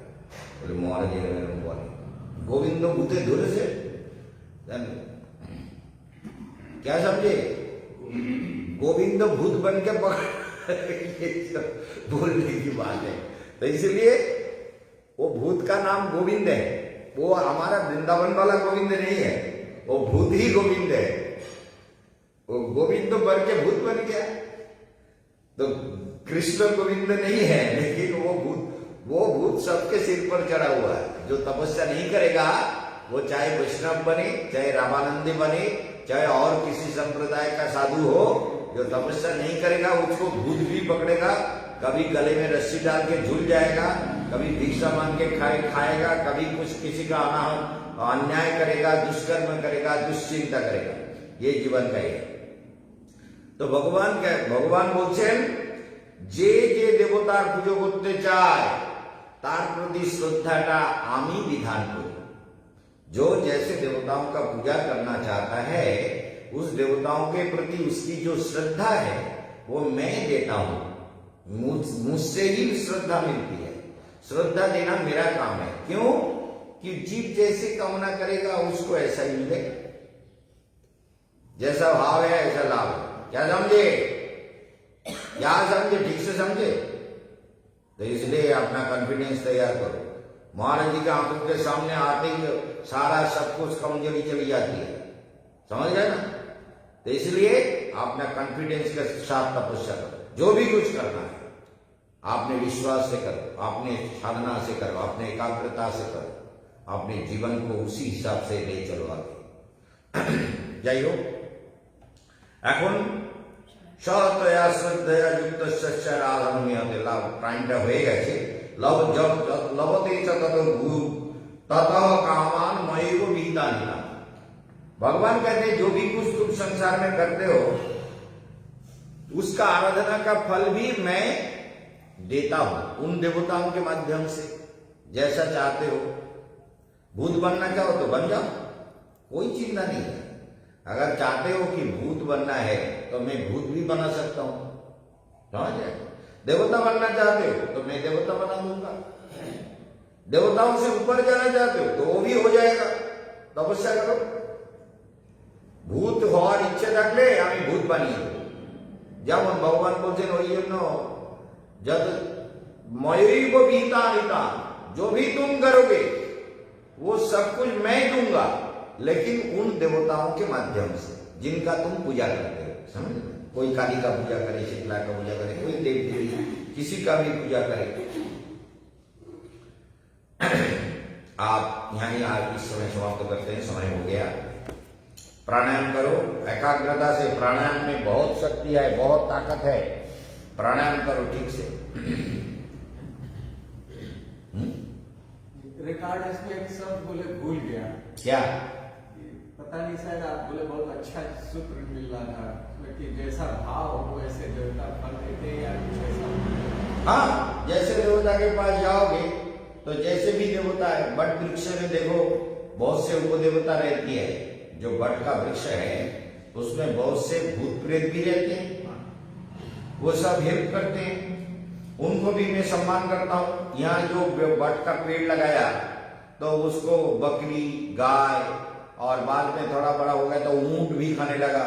तो मैंने पेड़ को जाके कहा कि वृक्षराज, मेरी प्रार्थना है आप जल्दी जल्दी लंबा हो जाओ, जिससे कि ये सब तुमको खा ना सके, इनका मुंह तुम तक पहुंच ना सके, अब जल्दी जल्दी बड़े हो जाओ।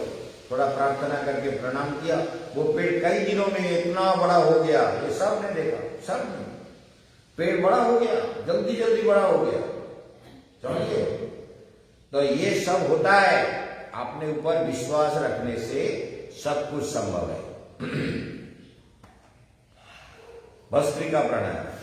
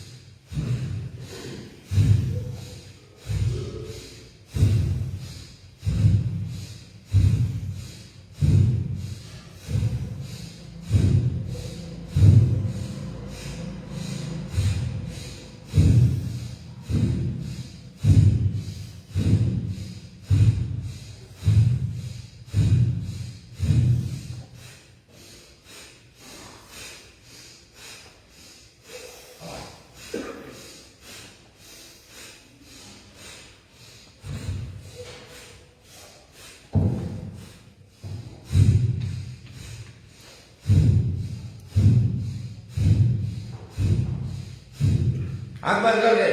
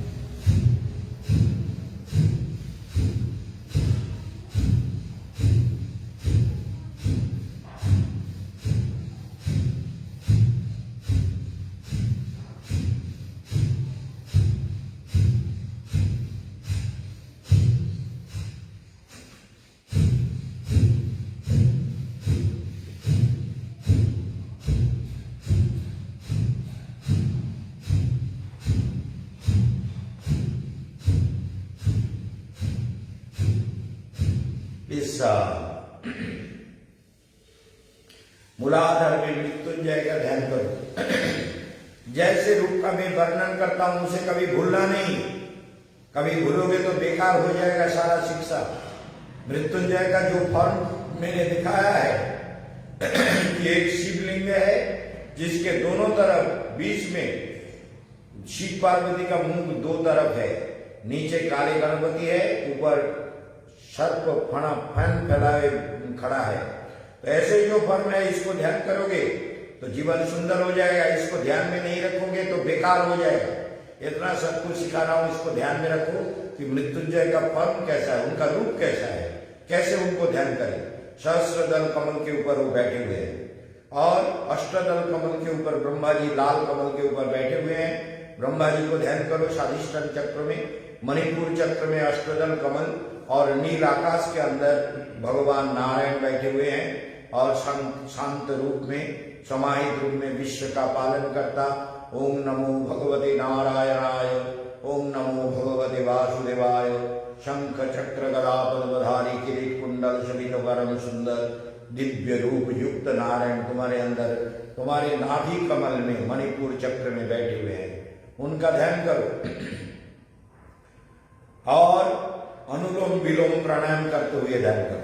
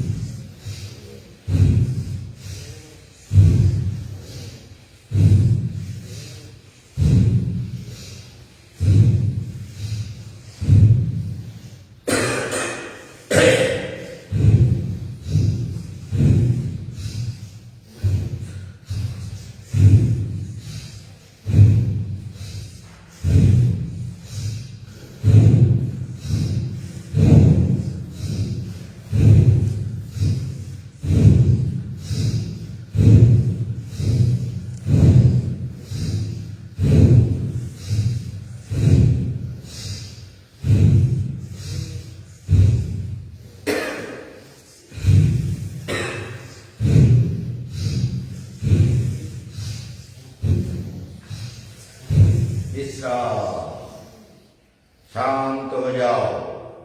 नील आकाश के अंदर शांत समाहित शुभ्र कांति ज्योतिर्मय नारायण का ध्यान करो। उनका ध्यान करने से तुम्हारा सारा क्लेश निकल जाएगा। कॉन्फिडेंस आत्मविश्वास पैदा होंगे, भीतरे प्रशांति जागवे, आनंद जागवे, प्रकाश आलू आलू वाला आलू प्रकाशित होवे, दिव्य आलू, दिव्य आलोक में दिव्य प्रकाश में तुम्हारा जीवन धन्य धन्य हो जाएगा। सारी चेतना सुंदर हो जाएंगे। सारे चेतना को सुंदर बनाने के लिए ईड़ा पिंगला सुषुम्ना नाड़ी के आधार पर ऊपर को आ जाओ। बिंदु पीठ में नवदुर्गा दशमा विद्या षोडश मातृका। ओम ऐं ह्रीं क्लीं चामुंडाय विच्चे। ओम ऐं ह्रीं क्लीं चामुंडाय विच्चे। ओम ऐं ह्रीं क्लीं चामुंडाय विच्चे। ओम नवदुर्गाय नमः षोडश मातृकाय नमः दशमा विद्याय नमः। दहाई दशमा विद्या षोडश मातृका कार्तिका नवदुर्गे प्रसन्नं भव पूजयामि नमस्करामि भक्त्यर्घं समर्पयामि। आप करो कपालभाति प्राणायाम।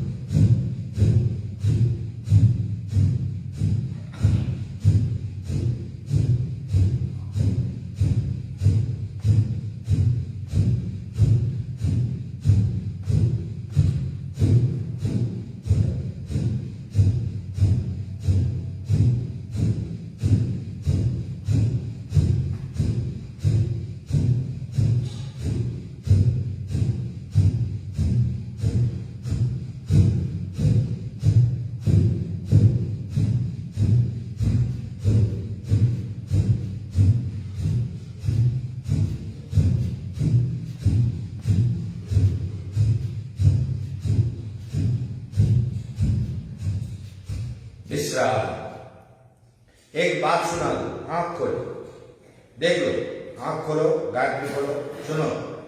वृंदावन में गोविंद कैसे भूत बनता है, सुनो, बात को सुनो। ये वृंदावन में एक भूत गली है, देखा है तुमने? भूत गली नहीं देखा? आज ही ना भूत गली नहीं देखा, देखना है। ये जो गोपीश्वर महादेव का मंदिर है ना, गोपीश्वर महादेव के मंदिर से जब आप गोदा विहार की तरफ जाओगे, गोदा विहार है, लाला बाबू का मंदिर है, थोड़ा इधर जाओगे तो बाएं तरफ एक गली चला जाता है, उस गली को भूत गली कहा जाता है।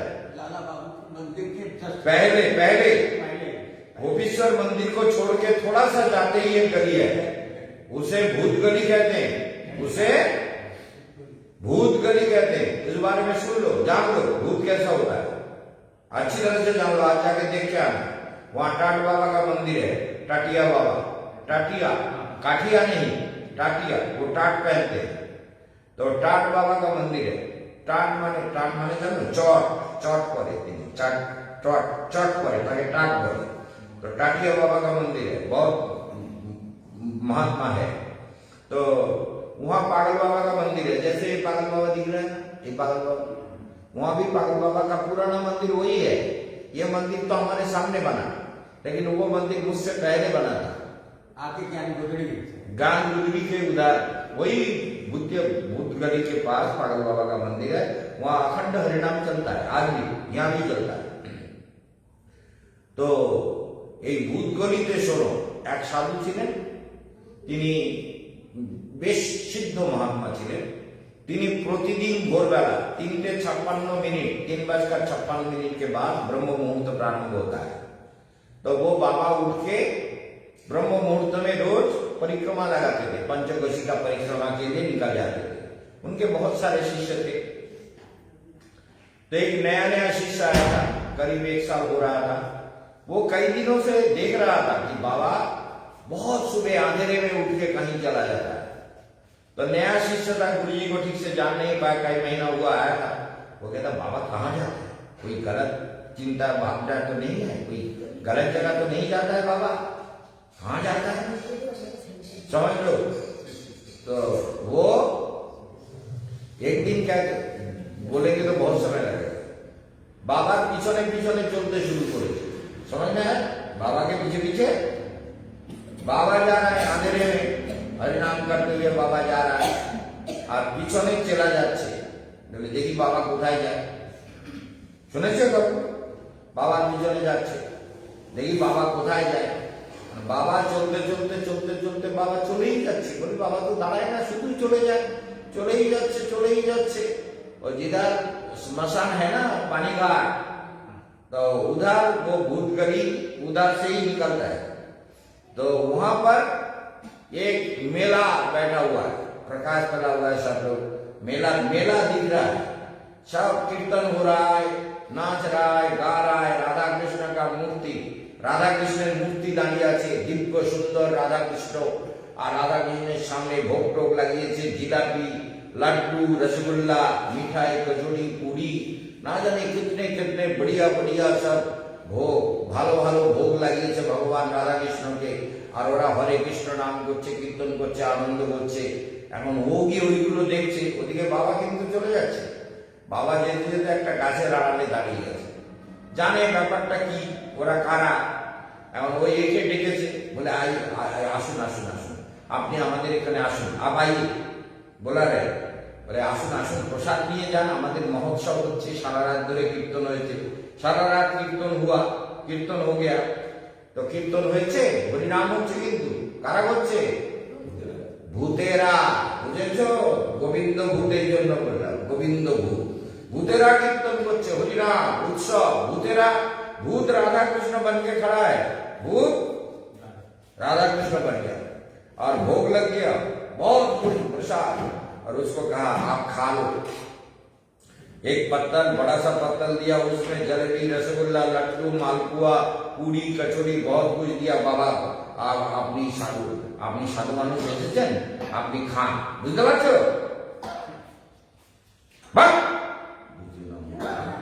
ভালো করে বোঝো। এই ভূত সব আর উৎসব করতেছে, আর এই সব ভূত ভয়ঙ্কর ব্যাপার, বুঝতে পেরেছো?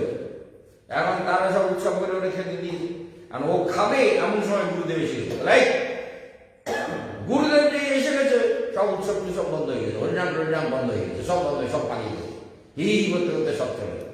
আর ওকে বোঝাই, ওই প্রসাদগুলো ভালো করে তোর ওই গামছায় পা, ভালো করে বেঁধে নি गामछा बेंध, ओढ़ना में, ओढ़ना होता है ना, उसमें ओढ़नी में बांध दिया। लेके गुरुजी तो आगे आगे चल रहा है, चला पीछे पीछे। बोले गुरुजी क्या हुआ ये?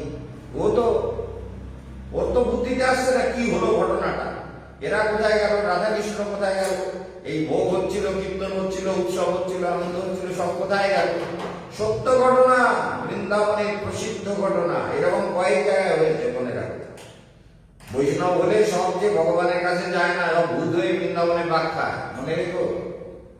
এখন সেই জন্য কেশবানন্দ মহারাজ যা বলেন এখনো পর্যন্ত বুঝতে গেলে তুমি এখনো বাচ্চা, এখন অনেক কিছু বুঝতে হবে। তারপরে এখন সেই বাবার পিছনে, বাবা আগে আগে আসছে, এসে আশ্রমে ঢুকেছে, শিষ্যকে বোঝাই তুই বাইরে দাঁড়া, ভেতরে ঢুকবি না। এইবার বলে ওই গাছে ওইটাকে বেঁধে রেখেছে, বলে এই চান কর। তো চান করেছে, বলে গুরুদেব কি বললো, কি হলো? ও তো পাগল হয়ে গেছে না, ওর মাথা খারাপ হয়ে গেছে, কি হলো, ঘটনাটা কিরকম হলো, এরকম হলো, চান কর। স্নান টান করে ঘরে ঢুকে, तो गुरुदेव किच्छु बोले, स्नान पान करके वो घर में आया। तो बेला जब सारे शिष्य जाग गए, गुरुजी जब प्रवचन कुछ कथा कर रहे थे, सब लोग आ गए, सबाई एसे गेছে, गुरुदेव কথা বলছে, তখন ওকে ডেকেছে, ডেকে সবাইকে ডেকে নিয়ে বলছে, এই তুই কোথায় যাচ্ছিলি রে আমার পিছনে পিছনে? বলছে গুরুদেব আপনি আমার দিকে তো ফিরেও তাকাননি, আপনি জানলেন কি করে? বলে সেটা পরে, আমি কি করে জানলাম সেটা আগে বল, তুই কোথায় যাচ্ছিস? বলে গুরুদেব আমার বুদ্ধি খারাপ হয়ে গেছে, আমি ভাবছিলাম রাত্রে, ভোর রাত্রে গুরুদেব উঠে কোথায় যায়, তাই আমি দেখবো বলে যাচ্ছিলাম। বলে তা তো ঠিক করেছিস, তা ওইটা পাড়, এবার পাড় উপরে গাছের ডালে বেঁধেছি, ওটা পেড়ে দেয়, পেড়ে ওটা খোল, খুলে দেখে তার মধ্যে গোবর, গু, মুখ সব মানে নোংরা সব ভরা, যে জিলিপি, কচুরি, মিষ্টি, কচুরি সব ওই ভূতেরা ওইগুলো সব ওই গু মুখ সব জোগাড় করে ওই ভোগ লাগিয়েছে। বুঝেছ? এগুলো সত্য ঘটনা, বৃন্দাবনের সবাই জানে। গু মুখ সব ভোগ লাগিয়েছে রাধা কৃষ্ণ। ভূতনি, এ তো মহাভূত, এ তো সব থেকে বড় ভূত। এরা ছেড়ে দিলে ওরা খেটে খুঁজে ভোগ লাগিয়ে দেবে ভূতেরা। এইরকম আর বলে বুদ্ধি দিয়ে কি বলে, মূর্খ তোকে তো আজকে বেড়েই দিত, এইগুলো খেতিস, তোরে খাওয়াচ্ছিল তো, জিলিপি, লাড্ডু, रसगुल्ला, मालपुआ सब कुछ तुझको खिला रहा था, ये गोबर खिला रहा था, समझ गए ना? गोबर, गू, टट्टी सब खिला रहा था। अब तुमको मार के उनके पार्टी में शामिल कर लेता, और भूतों की टोली में शामिल हो जाते, उनके साथ मिलकर भूत बन के हरिनाम करते।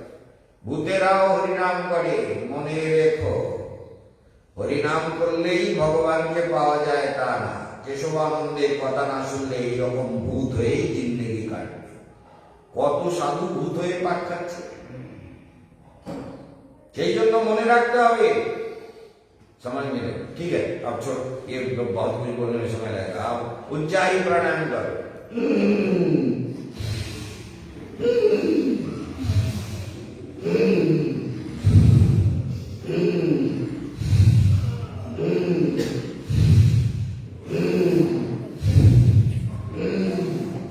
कर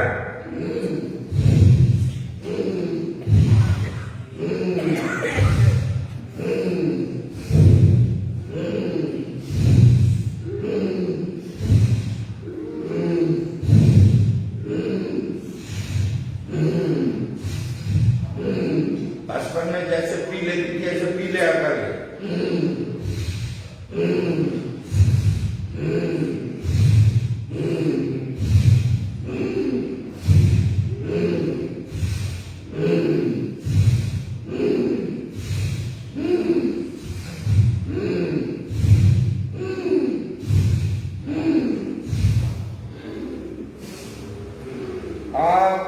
हृदय में लक्ष्मी नारायण का ध्यान करो और विशुद्ध चक्र में नित्य सिद्धि गणपति का ध्यान करो। समस्त सिद्धिदाता वक्रतुंड महाकाय सूर्य गणेश प्रभ निर्विघ्नं कुरु मे देव सर्वकार्येषु सर्वदा ओम गणपतये नमः। मेरे यहाँ प्रकाश झिलमिल करता है, असंख्य आलोक का प्रकाश दिख रहा है। इतना सब कुछ कहने के बाद भी मेरे अंदर प्रकाश फैल रहा है, चारों तरफ दाईं तरफ पता नहीं क्या हो रहा है। शिवलिंग के ऊपर शुद्ध आलोक प्रकाश फैल रहा है। तो तुमको समझने का जरूरत नहीं है। तो विशुद्ध चक्र में गणपति रिद्धि सिद्धि का ध्यान करते हुए भ्रामरी प्राणायाम करो। ओम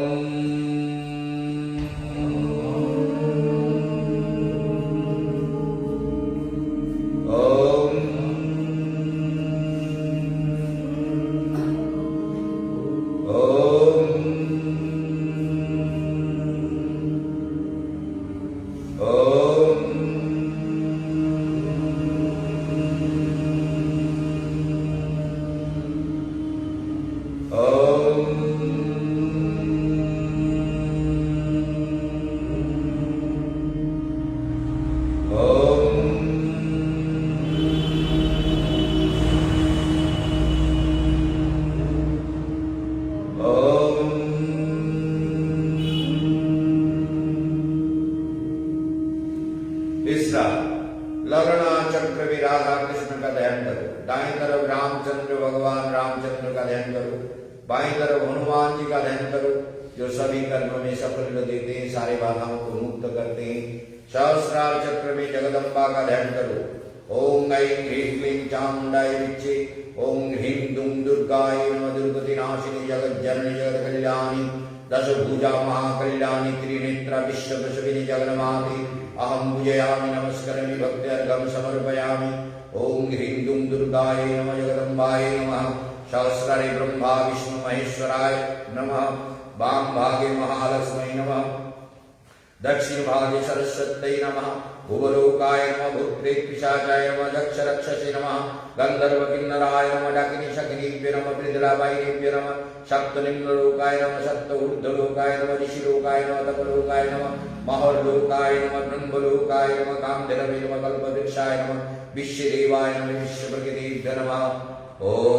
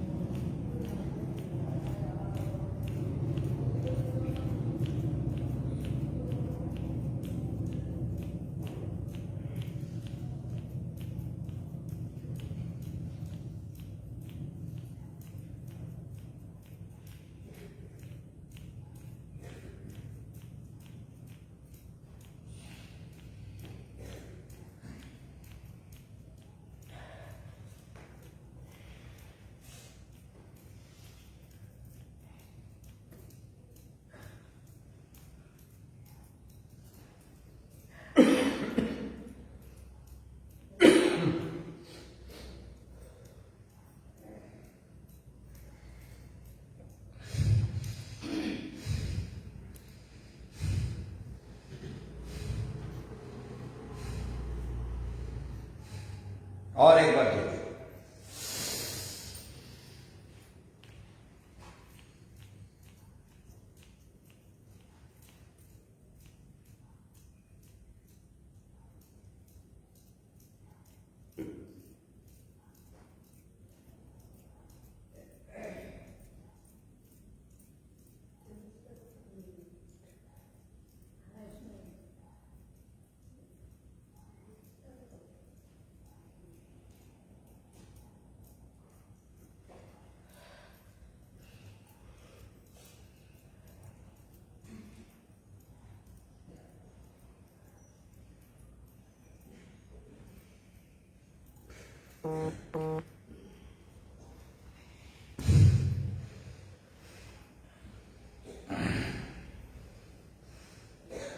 अब मुंडक आसन करना है।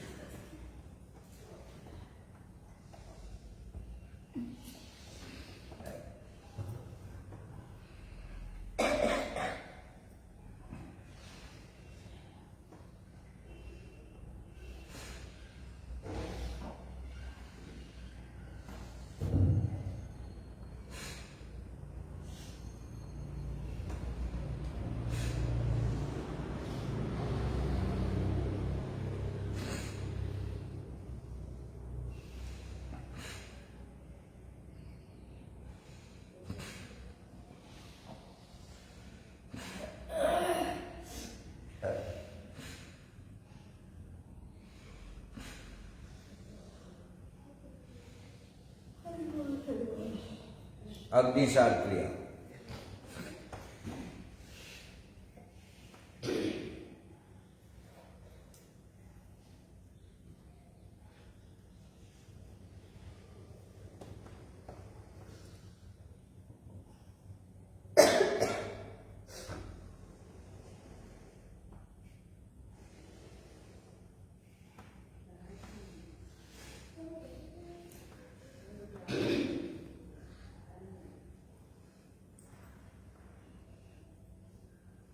और एक बार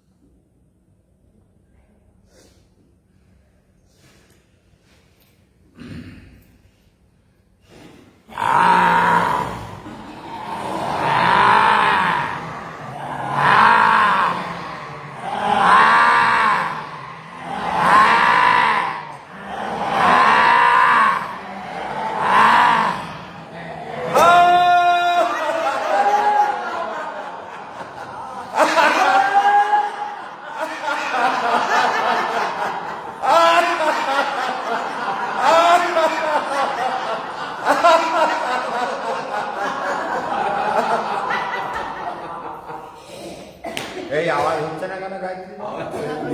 হয়েছে? আমার সামনে হেসে দেখা যাচ্ছে যদি আওয়াজ যাও।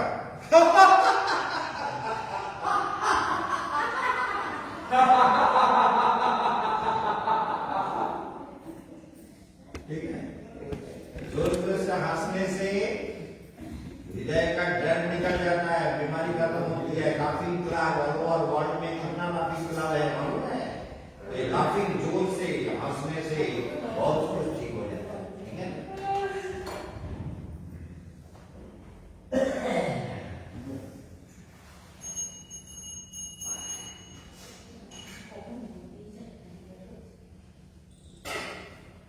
की बात अच्छी aku देखा तो ওখান থেকে খাওয়া যাওয়া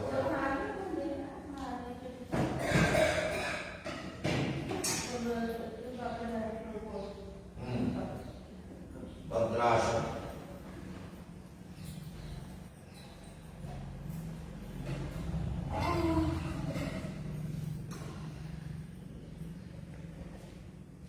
চারটের সময় সুপার ফল করছিল তখন ওকে ডেকে ডেকে উঠলোই না এখানে আপেল আছে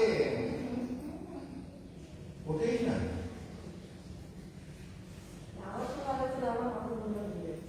মাথার মধ্যে উঠে গেছে কালকে ওলাটা ওষুধ খাওয়া ছিল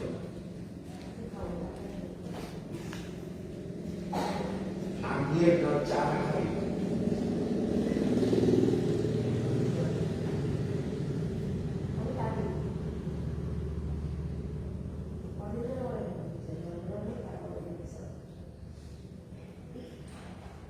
क्या खड़े हो जाओ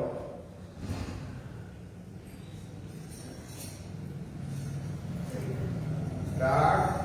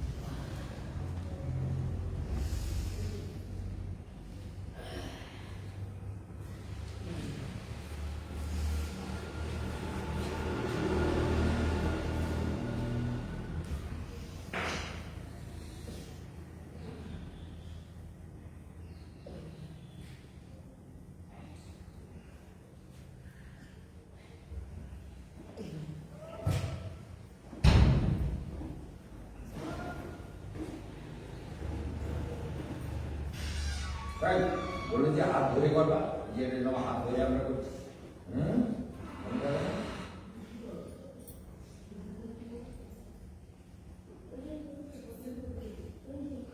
ঘাট বাগাচ্ছ ঘাট সোজা থাকবে আমরা করছি ঘাট সোজা থাকবে ভূতনি সব ভূতনি ভূতনিতে সেটা এদের সব ওই ভূত গলিতে নিয়ে গলিতে রাত্রে ছেড়ে দিয়ে আসতে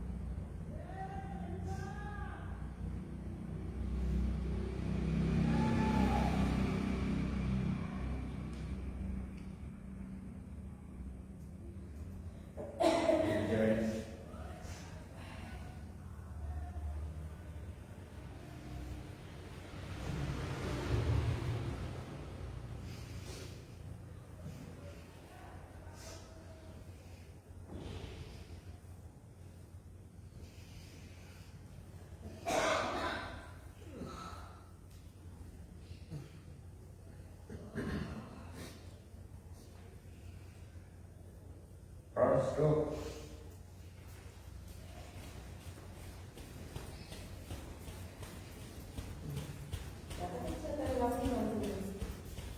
অমাবস্যা এসছে তো, অমাবস্যা চলছে বলে দেখা হচ্ছে। পুরো অমাবস্যা, ভাত খেও না, অন্ন খাবে না। হ্যাঁ